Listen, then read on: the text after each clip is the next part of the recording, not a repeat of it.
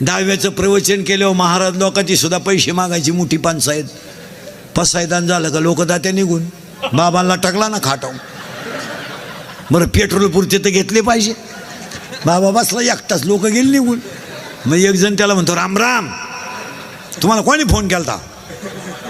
तो म्हणला, मी काय बळत आलो का काय? आणि तोही जातो निघून. बाबाला टाकला तसा.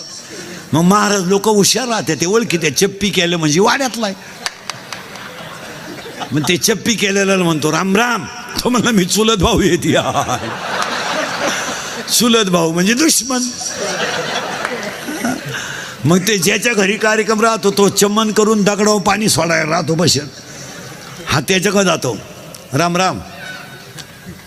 तो म्हणतो, काय तुमचं आमच्या वडिलांनो प्रेम, वेळेत वेळ काढून आले तुम्ही. तो म्हणला, प्रेमाला वाघ, पेट्रोल पुरती दे. तो म्हणला, तुला कळत नाही का मी उघडा बसेले? मग ताटलीतले तरी 92 दे भाऊ.